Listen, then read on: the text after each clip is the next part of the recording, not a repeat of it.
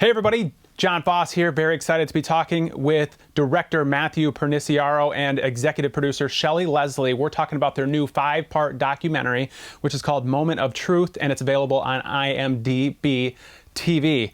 And guys, great job, by the way. Tell us about this documentary. What are we going to see? What we wanted to bring to audiences was a complete telling around the case of the killing of James Jordan. There wasn't any real skepticism about did they get the right guys.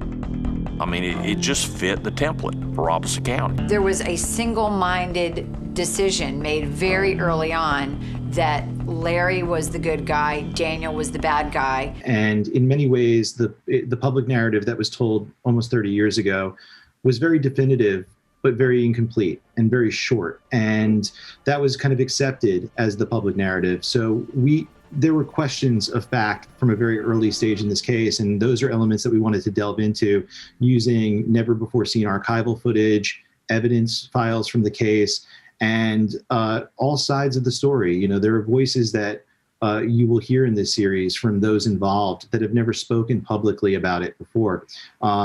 So our goal and our objective was to present a full view, a full 360-degree view for audiences about this story, which has remained untold up until now. And Shelley, what's your background? How did you get involved and why this story? What was it about this story that got you involved? I grew up in North Carolina, so I've lived this story when it happened. I was a young photojournalist at WRAL TV in 1993 when the crime occurred, and watched my colleagues, reporters and photographers and producers cover this story for the trial, and in the last 27 years, working in local media for more than 30 years myself, the story just never felt complete. There were so many questions about it, and as Matt said, there was a public narrative that looked neat and tidy, but as we covered the story over the years and Daniel Green's pleas for innocence and in the murder, we began to sort of question, hey, listen,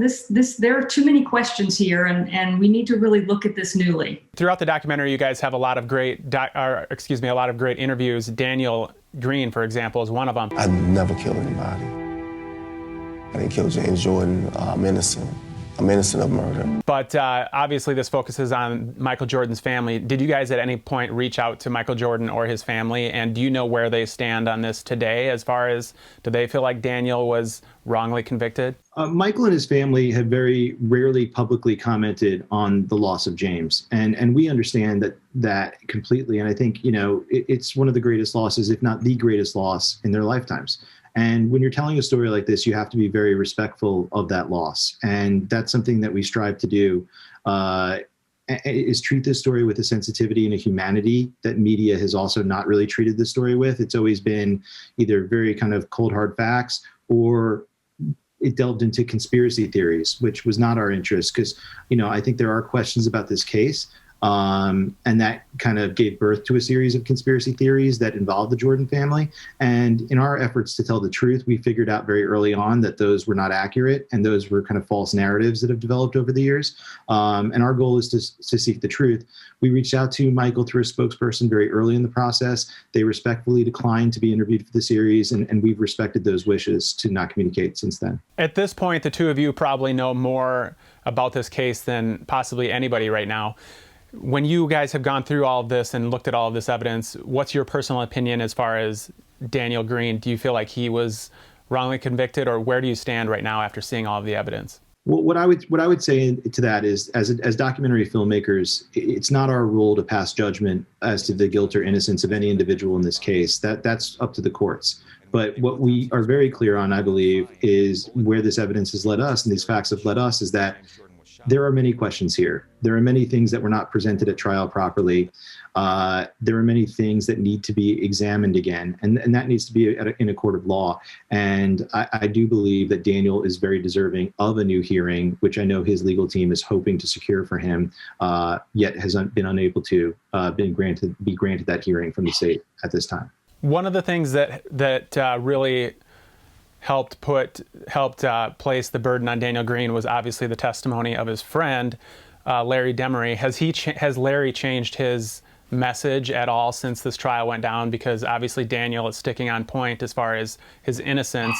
and there's a lot of maybe Larry would have had a motivation to kind of put the blame on Daniel to get himself out of it as much as possible. Has his message changed at all? Has Larry come out and said Daniel's innocent, or is he still sticking with the same message? There's very little physical evidence that explains what occurred in this case. The prosecution's case at trial was anchored by Larry Demery's testimony, which placed the guilt on Daniel Green for being the one who actually killed James Jordan. But that's really what the anchor was for the entire case, is Larry's testimony. Larry's testimony prior to the trial had actually changed many times. From his first statement during his interrogation, it altered between that statement and then as it appeared at trial.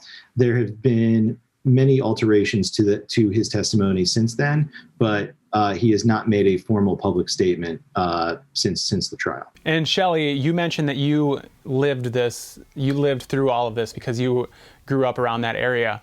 What was it like at the time when this was in the news? I mean, obviously Michael Jordan was the biggest athlete at that time, maybe of all time, maybe one of the biggest celebrities in history. What was it like living through this type of situation going on in your area?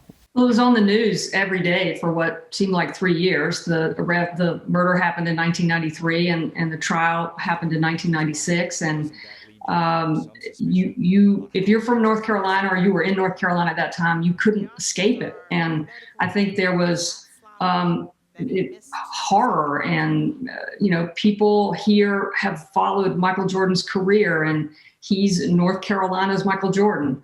And, so I think a lot of people felt a lot of emotion for the Jordan family and what happened, and that it happened in North Carolina, and it was sort of this stain on our state. And I think, that emotion, it was emotional, I think is the best way to describe it.